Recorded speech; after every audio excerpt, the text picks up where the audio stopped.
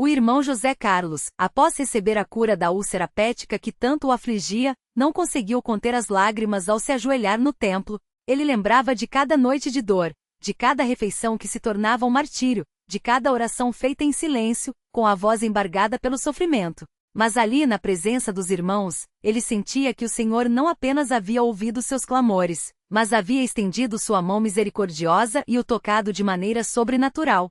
Glória a Deus! Exclamou enquanto os irmãos ao redor elevavam suas vozes em ação de graças. Não era uma cura qualquer. Era um milagre que só o Senhor poderia operar, pois os médicos já haviam dito que seu caso era crônico e que ele teria que conviver com medicamentos pelo resto da vida. Naquela mesma semana, o irmão José Carlos foi até a casa do irmão Paulo, um dos anciãos da congregação, para compartilhar o que Deus havia feito. O irmão Paulo, homem de muita oração, ouviu atentamente e com os olhos brilhando disse: Meu irmão, isso não é só uma cura física. É um sinal de que o Senhor está chamando você para algo maior. Ele quer que você testifique desse milagre, para que outros vejam que ele ainda opera como nos dias dos apóstolos. José Carlos sentiu um peso santo naquelas palavras. Ele sabia que não poderia guardar só para si aquilo que Deus havia feito. Na reunião seguinte, ele se levantou e, com a voz trêmula de emoção, contou tudo diante dos irmãos. Muitas pessoas choraram, e algumas, que também sofriam de males semelhantes, se aproximaram dele depois, pedindo que orasse por elas. Uma dessas pessoas era a irmã Maria, que há anos lutava contra uma gastrite severa. Ela ouviu o testemunho e sentiu uma fé renovada. Irmão, o senhor acha que Deus pode me curar também? Perguntou ela, com os olhos cheios de esperança. José Carlos, sem hesitar, respondeu: Minha irmã, se Deus curou a mim, que não era digno, com certeza Ele pode curar você. Vamos orar agora mesmo. Eles se ajoelharam ali mesmo no corredor do templo, e José Carlos orou com uma fé que ele mesmo não sabia que tinha. Senhor Jesus, que curaste a mim, estende a tua mão sobre esta tua serva. Livra-a deste mal, como só tu sabes fazer. Em nome de Jesus, amém. A irmã Maria sentiu um alívio imediato, como se um peso tivesse sido tirado de seu estômago. Nos dias seguintes, ela percebeu que as dores haviam desaparecido completamente. Mais um milagre. Mais uma prova de que o Senhor não faz acepção de pessoas. Mas o inimigo não fica parado. Alguns dias depois, José Carlos começou a sentir um leve desconforto, como se a antiga dor quisesse voltar. O pensamento veio: será que a cura não foi completa? Será que eu preciso voltar aos remédios? Ele ficou abalado, mas lembrava-se das palavras do irmão Paulo: a fé não é sentir, é crer. Então, ele se ajoelhou em seu quarto e clamou: Senhor, eu creio que tu me curaste. Não deixarei que a dúvida entre no meu coração. Reafirmo que pelo teu sangue estou livre deste mal. Em nome de Jesus. Na mesma hora, o desconforto desapareceu, e uma paz indescritível encheu seu ser. Ele entrou no templo na próxima reunião e testificou: Irmãos, o inimigo tentou me roubar a bênção, mas Deus é fiel. A cura é permanente porque ele assim determinou. A notícia do milagre se espalhou, e muitos que não frequentavam a congregação começaram a vir, atraídos pela fé que ali se manifestava. Um deles era o senhor Antônio, um homem já idoso, que sofria de úlceras há décadas. Ele chegou ao templo desconfiado, mas depois de ouvir os testemunhos, seu coração se abrandou. Após a reunião, ele procurou o irmão José Carlos e disse: Eu não tenho fé como vocês, mas quero crer. O senhor acha que Deus pode me ajudar? José Carlos sorriu e respondeu: Meu irmão, a fé não é nossa, é de Deus. Ele dá a fé a quem o busca de todo o coração. Vamos orar? Eles oraram, e o senhor Antônio, pela primeira vez em anos, sentiu uma esperança real. Nas semanas seguintes, ele começou a frequentar as reuniões, e pouco a pouco, as dores foram diminuindo, até que sumiram por completo. Hoje ele é um dos que mais testemunham das maravilhas do Senhor na congregação. Enquanto isso, a família de José Carlos também foi abençoada. Sua esposa, que sempre o apoiou nas orações, viu a fé do marido se fortalecer de tal maneira que passou a confiar ainda mais no cuidado de Deus. Seu filho mais novo, que antes era tímido e pouco participativo nas reuniões, começou a se interessar mais pela palavra e a orar com fervor. Certamente, o milagre operado na vida de José Carlos não foi só para ele, mas para toda a sua casa, como diz a Escritura. Um dia, durante uma reunião de oração, o irmão José Carlos sentiu um desejo intenso de agradecer a Deus não só pela cura, mas por tudo que ele havia feito em sua vida. Ele se levantou e, com lágrimas nos olhos, disse: Irmãos, eu não merecia nada disso. Eu era um homem cheio de dúvidas, muitas vezes fraco na fé, mas o Senhor, em sua misericórdia, me escolheu para mostrar o seu poder. Não foi por minha justiça, mas pela sua graça. Que o seu nome seja engrandecido para sempre. Muitos irmãos se ajoelharam ali mesmo, chorando e louvando a Deus pelos milagres que não cessam de acontecer no meio do seu povo. E assim a história de José Carlos se tornou mais um capítulo na longa lista de testemunhos que a congregação cristã no Brasil guarda em seu coração. Não são histórias inventadas, não são exageros, são provas vivas de que Jesus Cristo é o mesmo ontem, hoje e eternamente. Ele ainda cura, ainda libera, ainda transforma vidas. Basta que o busquemos de todo o coração com humildade e fé. Que este relato sirva de encorajamento a todos aqueles que estão passando por provações. Não desanime, irmão. Não desista, irmã. O Senhor ouve o clamor do seu povo e no tempo certo, Ele age. Pode ser que a resposta não venha da maneira que esperamos, mas Ele conhece o que é melhor para cada um de nós. Confiemos nele porque Ele é fiel. E que assim como José Carlos, possamos todos ser vasos usados por Deus para levar esperança a quem ainda não conhece o seu amor. Que nossos lábios nunca se cansem de testemunhar das suas maravilhas, e que nossos corações estejam sempre dispostos a buscar a sua face. Glória a Deus pelas suas misericórdias que se renovam a cada manhã. Amém. A noite daquele culto de ação de graças ficou marcada na memória de todos que estavam presentes. Depois que José Carlos terminou seu testemunho, o irmão que presidia a reunião, com voz firme e cheia de emoção, pediu que todos se levantassem para orar. Não foi uma oração qualquer, foi um clamor unânime, um só coração pedindo a Deus que continuasse operando entre o seu povo. As mãos se ergueram, os olhos se fecharam, e o Espírito Santo moveu-se de tal maneira que muitos sentiram uma unção especial naquele momento. Alguns irmãos que há tempo lutavam com enfermidades silenciosas, sentiram uma paz sobrenatural invadir suas almas, como se o Senhor estivesse dizendo: Filho, a tua fé te salvou, vai em paz. Enquanto a congregação orava, uma irmã chamada Maria das Dores, que há anos sofria com dores nas costas por causa de uma hérnia de disco, sentiu algo estranho acontecer em seu corpo. Era como se uma mão invisível estivesse ajustando suas vértebras, aliviando a pressão que tanto a atormentava.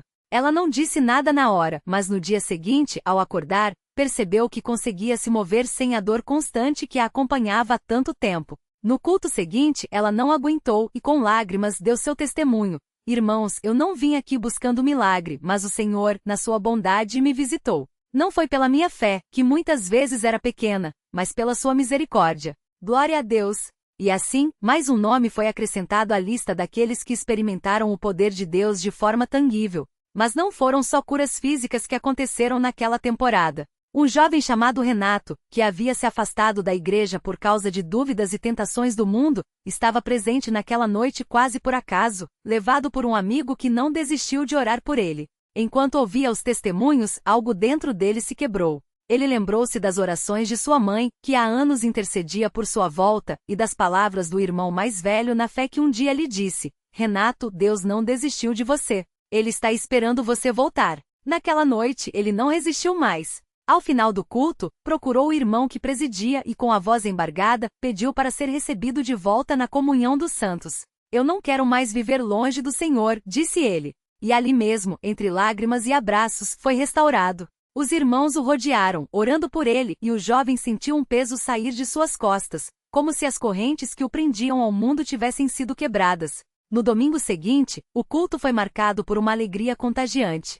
José Carlos, que antes mal conseguia ficar em pé por muito tempo, estava ali firme, lendo a palavra com voz clara. Sua esposa, Dona Marta, não cabia em si de gratidão. Eu via meu marido definhar dia após dia, ela testemunhou, e muitas noites chorei pedindo a Deus que não o levasse ainda. Não era pelo meu sofrimento, mas porque eu sabia que ele ainda não estava pronto para partir. E o Senhor ouviu. Não só o curou, como trouxe de volta para si. Seu relato tocou especialmente os corações das mães e esposas presentes, que também tinham familiares doentes ou afastados.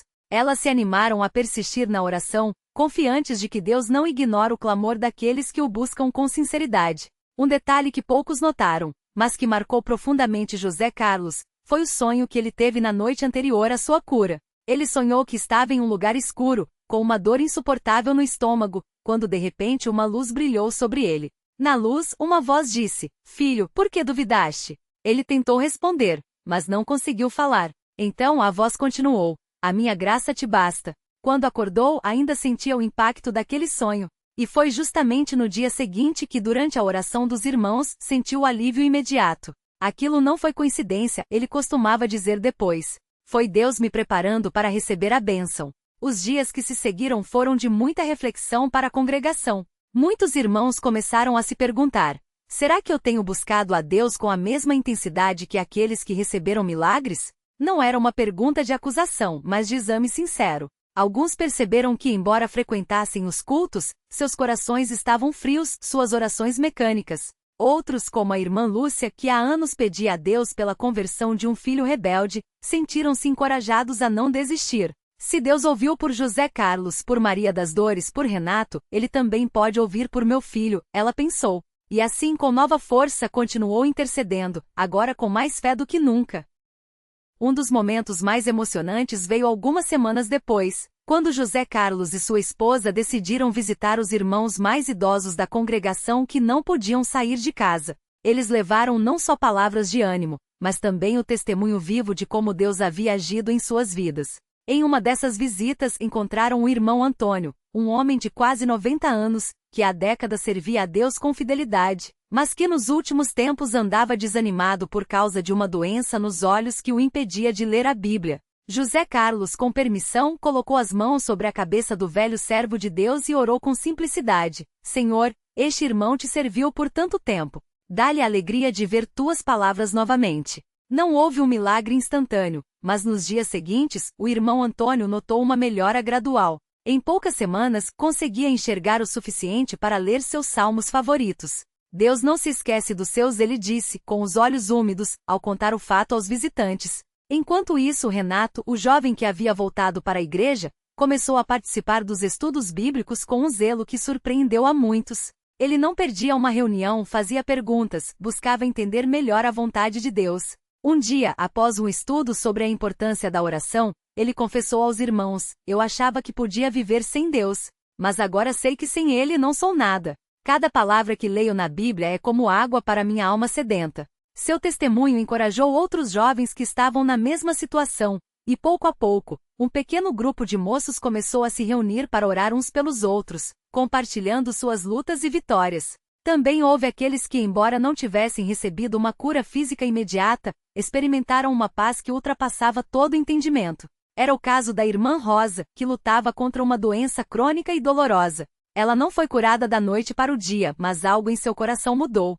Antes eu perguntava: por que eu, Senhor? Ela compartilhou em uma reunião de oração. Mas agora eu digo: usa-me, Senhor, mesmo nesta dor. Sua atitude de submissão e gratidão tocou a muitos, mostrando que às vezes o maior milagre não é a mudança das circunstâncias, mas a transformação do coração. Os cultos passaram a ter um sabor diferente.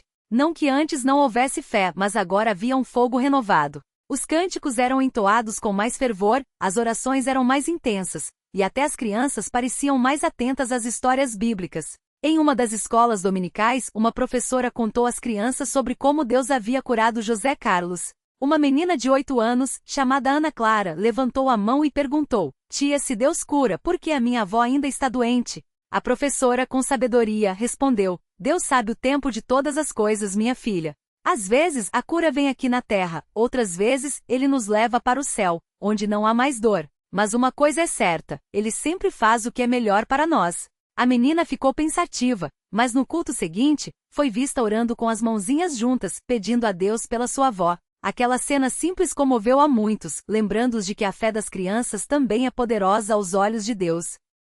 Com o passar das semanas, José Carlos sentiu um desejo crescente de servir mais ativamente na obra do Senhor. Ele começou a participar das visitas aos enfermos, levando não só seu testemunho, mas também a palavra de Deus. Em uma dessas visitas encontrou um homem chamado Paulo, que estava acamado há meses por causa de um acidente. Paulo, embora fosse batizado, havia se afastado da igreja por causa do desânimo. Para que servir a Deus se Ele permite que coisas ruins aconteçam? Ele perguntava. José Carlos não teve respostas prontas, mas compartilhou sua própria história. Eu também já me fiz essa pergunta. Mas hoje sei que Deus não nos promete uma vida sem sofrimento, mas nos promete estar conosco em meio a ele. Aquelas palavras, ditas com humildade, tocaram o coração de Paulo. Ele não se levantou do leito naquele dia, mas seu espírito começou a se erguer. Pouco tempo depois, ele pediu que os irmãos o levassem ao culto e ali, entre lágrimas, pediu perdão por sua incredulidade. Enquanto isso, na congregação, os irmãos continuavam a ver a mão de Deus agindo de maneiras que só ele poderia fazer. Um casal que há anos não conseguia ter filhos, após muito jejuar e orar, recebeu a notícia de que uma criança estava a caminho. Uma irmã que estava desempregada há meses recebeu uma oferta de trabalho justamente no dia em que os irmãos fizeram uma corrente de oração por ela. Um jovem que estava prestes a cair nas drogas foi impedido por um sonho tão vivo que o deixou abalado. No sonho, ele via a si mesmo em um abismo, e uma voz dizia: "Volte, enquanto é tempo." Ele acordou assustado, mas com uma certeza: Deus estava lhe dando uma última chance. No dia seguinte, procurou os irmãos e pediu ajuda para se firmar na fé. Tudo isso mostrava que Deus não opera apenas em grandes milagres visíveis, mas também nas pequenas coisas do dia a dia. Às vezes é uma palavra de ânimo no momento certo, outras vezes é uma porta que se abre quando todas pareciam fechadas. O importante é que em cada situação, o nome do Senhor era glorificado, e seu povo aprendia a confiar nele de maneira mais profunda. José Carlos, agora restaurado em corpo e alma, costumava dizer: "Antes eu pensava que a fé era só para os fortes, mas hoje sei que é para os quebrantados, para os que reconhecem que sem Deus não podem dar nenhum passo." Sua vida tinha se tornado um exemplo vivo de que Deus não escolhe os capacitados, mas capacita os escolhidos. E isso encorajava até aqueles que se sentiam os mais fracos entre os irmãos. Um dia, durante uma reunião de oração, o irmão mais novo na fé perguntou: "Como podemos ter certeza de que Deus vai nos ouvir?" Um dos anciãos, com a sabedoria que vem dos anos de caminhada com Cristo, respondeu: "Não é porque somos dignos, mas porque Ele é fiel." Se ele ouviu a José Carlos, a Maria das Dores, a Renato, a tantos outros, não é por causa deles, mas por causa dele. Deus não muda. Se ele fez antes, pode fazer de novo. Basta que o busquemos com um coração sincero. E assim, a história de José Carlos não ficou apenas como um relato isolado, mas como uma semente que gerou mais fé, mais oração, mais busca pelo Senhor. Porque no meio do povo de Deus, quando um é abençoado, todos são encorajados. E quando um testemunha das maravilhas do Senhor, muitos são levados a crer que, de fato, Jesus Cristo é o mesmo ontem, hoje e eternamente. Que esta narrativa sirva para fortalecer a todos os que a lerem. Que aqueles que estão doentes sejam encorajados a persistir na oração. Que os que estão fracos na fé sejam renovados na esperança. Que os que se afastaram sintam o chamado amoroso do Pai a voltarem para casa. E que todos nós, sem exceção, possamos dizer com convicção: "O Senhor é bom, e a sua misericórdia dura para sempre." Glória a Deus que continua operando maravilhas no meio do seu povo. Que nossos corações nunca deixem de se maravilhar com as suas obras, e que nossa boca nunca se canse de proclamar: "Grande é o Senhor, e digno de todo o nosso louvor." Amém.